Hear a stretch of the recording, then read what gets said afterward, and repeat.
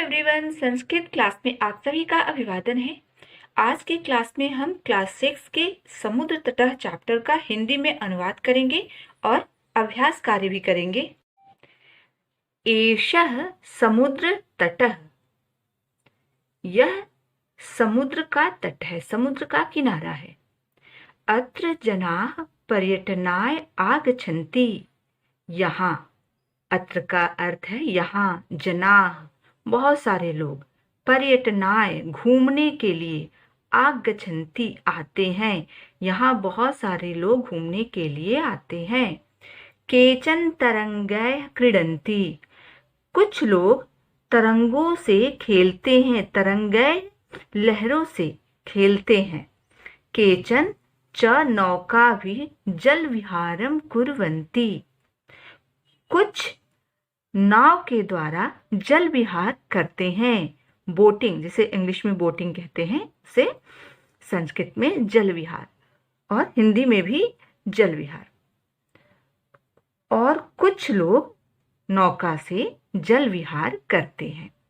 तेषु केचन कंदुकेन क्रीडन्ति, तेषु उनमें से, केचन कुछ, कंदुकेन बॉल से, क्रीडन्ति खेलते हैं, उनमें से कुछ गेंद से खेलते हैं।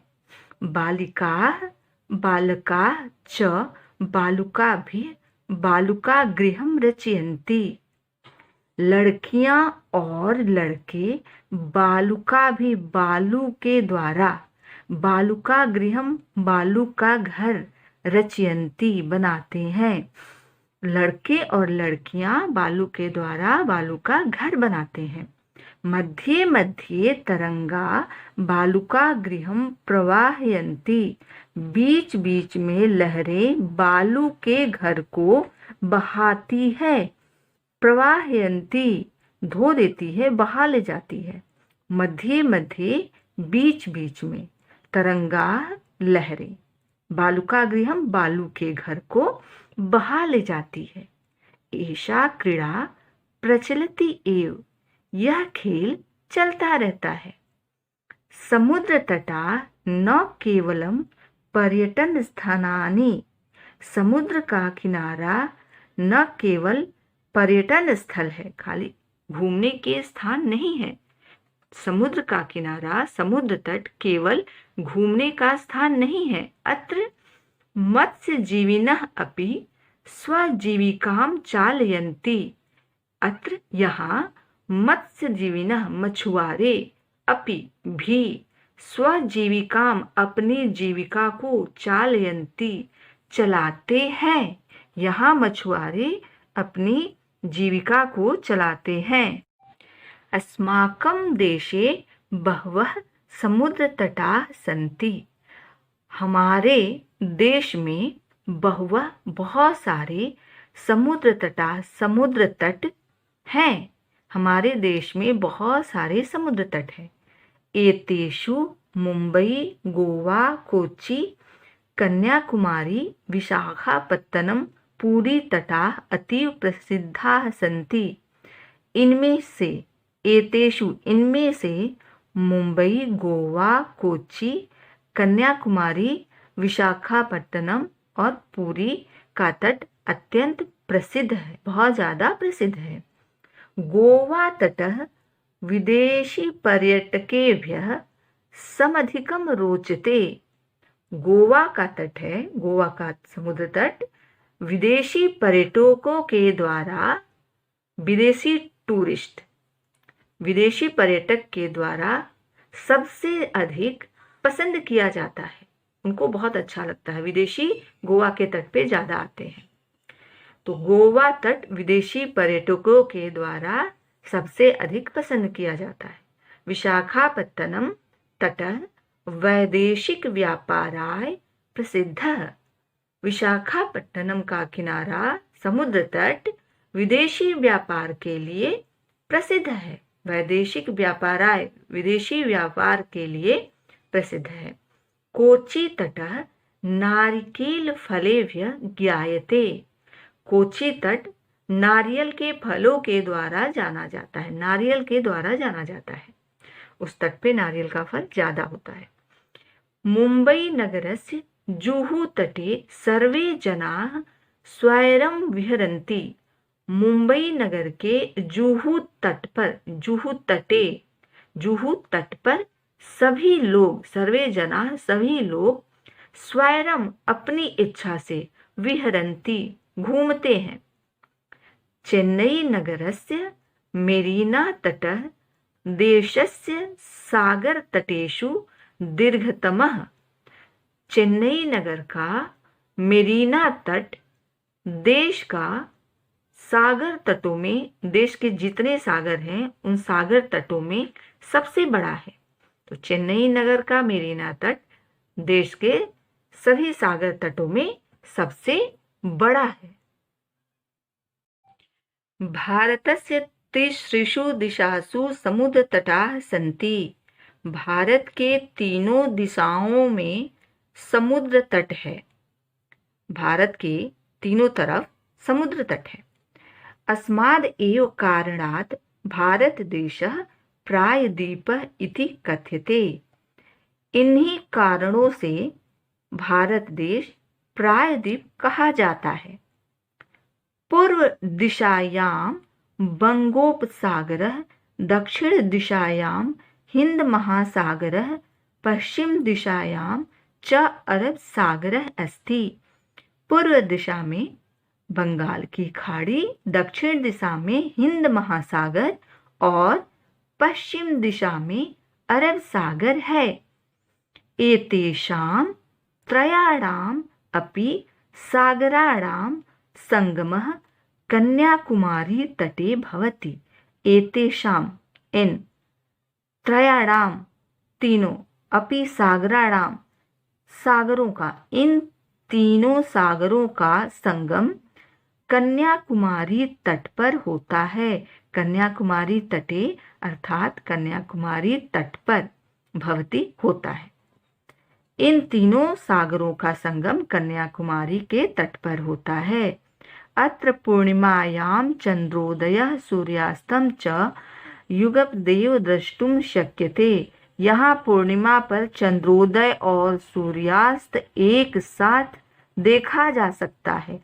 युगपदेव एक साथ, द्रष्टुम शक्यते देखा जा सकता है। चैप्टर के हिंदी अनुवाद के बाद हम अभ्यास कार्य करेंगे। पहला प्रश्न, शब्दों का उच्चारण करना है। हम दूसरे प्रश्न से शुरू करेंगे। दूसरा प्रश्न, अधोलिखितानां प्रश्नानां उत्तरम लिखत। नीचे लिखे हुए प्रश्नों का उत्तर लिखिए। जनाः काभिः जल विहारं कुर्वन्ति। लोग किसके द्वारा जल विहार करते हैं। हमें पूरे वाक्य में उत्तर लिखना है। एक पदेन उत्तरत नहीं लिखा है, पूरे वाक्य में हमें उत्तर लिखना है। तो लोग नौका के द्वारा जल विहार करते हैं। अभी हम चैप्टर एक्सप्लेनेशन के समय पढ़े थे कि लोग नौका से जल विहार करते हैं। तो जनाः काभिः के स्थान पे हम लिखेंगे नौकाभिः। नौकाभिः जल विहारम कुर्वन्ति। पूरा वाक्य वैसे ही यहाँ पर काभिः के स्थान पे नौकाभिः, लोग नाव के द्वारा जल विहार करते हैं। दूसरा प्रश्न, भारतस्य दीर्घतमः समुद्र तटः कः। भारत का सबसे बड़ा समुद्र तट कौन सा है। तो मेरीना तट है, तो कह के स्थान पे हम मेरीना तट लिखेंगे।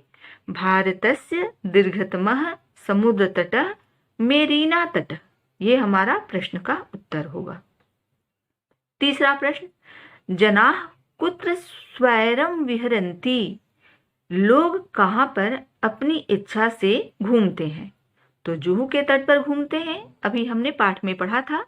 तो जनाः कुत्र स्वैरं विहरन्ति, कुत्र के स्थान पर जुहू तटे लिखेंगे।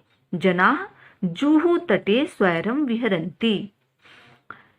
अगला प्रश्न, बालकाः बालुकाभिः किम रचयन्ति। लड़के बच्चे बालुकाभिः बालू से क्या बनाते हैं। तो बच्चे बालू से, बालू के द्वारा बालू का घर बनाते हैं। तो किम के स्थान पे हम लिखेंगे बालुका गृहम। बाकी पूरा का पूरा वाक्य ऐसे ही रहेगा। बालका बालुकाभिः बालुका गृहम रचयन्ति। अगला प्रश्न, कोची तटः केभ्यः ज्ञायते। कोची तट किसके द्वारा जाना जाता है? तो कोची तट नारियल के फल के द्वारा जाना जाता है, तो नारिकेल फलेभ्यः यहाँ लिखेंगे। कोची तटः नारिकेल फलेभ्यः ज्ञायते। तो इस तरह से हम सारे प्रश्नों का उत्तर लिख पाएंगे। अगला प्रश्न देखते हैं। मंजुषातः पदानि चित्वा रिक्त स्थानानि पूरयत। ब्रैकेट्स में जो भी शब्द दिए गए हैं उससे हमें रिक्त स्थान को भरना है। पहला प्रश्न, कन्याकुमारी तटे त्रयाणाम सागराणाम भवति। कन्याकुमारी तट पर तीनों सागरों का होता है। क्या होता है? संगम होता है। यहाँ पर संगम है, हम यहाँ लिखेंगे संगम। दूसरा प्रश्न, भारत देशः इति कथ्यते। भारत देश को क्या कहा जाता है? भारत देश को प्रायद्वीपः, क्योंकि तीनों तरफ समुद्र तट से घिरा हुआ है, तो यहाँ पर प्रायद्वीपः लिखेंगे। भारत देशः प्रायद्वीपः इति कथ्यते। तीसरा प्रश्न, जनाः समुद्र तटम आगच्छन्ति। लोग समुद्र तट पर आते हैं। किस लिए आते हैं? घूमने के लिए। घूमने के लिए पर्यटनाय, तो यहाँ पर्यटनाय लिखेंगे। बालेभ्यः रोचते। बच्चों को क्या अच्छा लगता है? क्रीड़ा, खेलना, तो क्रीड़ा यहाँ लिखेंगे। भारतस्य पूर्व दिशायाम अस्ति। भारत के पूर्व दिशा में क्या है? बंगोपसागरः, बंगाल की खाड़ी, तो यहाँ बंगोपसागरः अस्ति। चौथा प्रश्न, यथा योग्यम योजयेत। यहाँ दोनों तरफ शब्द दिए गए हैं। इस तरफ के शब्दों के साथ इधर का शब्द कौन सा उचित है उसे हमें मिलाना है। समुद्र तट, समुद्र तट किसके लिए है? घूमने के लिए है, तो पर्यटनाय। क्रीडनकम, खिलौना, खेलने के लिए, तो खेलनाय। दुग्धम, दूध, पोषण के लिए, ताकत के लिए, तो पोषणाय। दीपक, दीपकः प्रकाशाय, दीपक प्रकाश के लिए। और विद्या किसके लिए? ज्ञानाय, विद्या ज्ञान के लिए। इस प्रश्न में यहाँ पर सर्कल बनाकर दिया है। सर्कल के बिल्कुल सेंटर में यहाँ एक करता है रहीम नाम से, और अलग अलग सर्कल में अलग अलग वर्ड दिया गया है। इसको हमें जोड़ के सेंटेंस बनाना है, वाक्य बनाना है। तो पहला सेंटेंस देखते हैं। रहीम है यहाँ पे, और यहाँ मित्र है, सह है, क्रीडति। तो जो भी विभक्ति हमें लगाना है वो हम देख के यहाँ पे लगाएंगे। रहीम मित्र के साथ खेलता है। सह का अर्थ है साथ, तो सह के साथ हमेशा यहाँ पर तृतीया प्रयोग होता है, तो मित्रेण। रहीमः मित्रेण सह क्रीडति। दूसरा, रहीम द्विचक्रिका आपणम गच्छति। द्विचक्रिका अर्थात साइकिल, आपणम बाजार, गच्छति जाता है, तो रहीम साइकिल से बाजार जाता है। से के द्वारा, तो उसके लिए तृतीया विभक्ति का प्रयोग हुआ। द्विचक्रिका का तृतीया विभक्ति द्विचक्रिकया, तो रहीमः द्विचक्रिकया आपणम गच्छति, साइकिल से बाजार जाता है रहीम। तीसरा वाक्य, रहीमः कलम पत्रम लिखति। कलम से पत्र लिखता है, तो से के द्वारा तृतीया विभक्ति एक वचन। रहीमः कलमेन पत्रम लिखति। तो अभी तक वाक्यों में हमने देखा कि इस सर्कल में जो भी शब्द दिया गया है उसमें तृतीया विभक्ति का प्रयोग करना है। बाकी ये दोनों ऐसे ही छोड़ के हमें वाक्य बनाना है, इसमें कोई परिवर्तन नहीं करना है। इस सर्कल में और इस सर्कल में जो शब्द लिखा है यहाँ पर क्रिया है, उसमें कोई परिवर्तन नहीं है। सिर्फ इस सर्कल में जो भी शब्द लिखा है उसमें तृतीया विभक्ति का प्रयोग करना है। अगला वाक्य देखते हैं। रहीमः हस्तकंदुकम क्षिपति। हाथ से गेंद को क्षिपति फेंकता है, तो हाथ से का प्रयोग यहाँ पर सब जगह तृतीया विभक्ति के लिए किया गया है। तो हस्तेन, तो वाक्य बनेगा रहीमः हस्तेन कंदुकम क्षिपति। तो रहीम तो फिक्स है, ऐसे ही रहेगा, ये दोनों भी जैसा है वैसे ही रहेगा, सिर्फ इस सर्कल में जो भी शब्द है उसमें तृतीया विभक्ति का प्रयोग करना है। कुछ शब्द अकारांत का है और कुछ शब्द आकारांत का है, उसके अनुसार हम तृतीया विभक्ति का प्रयोग करेंगे।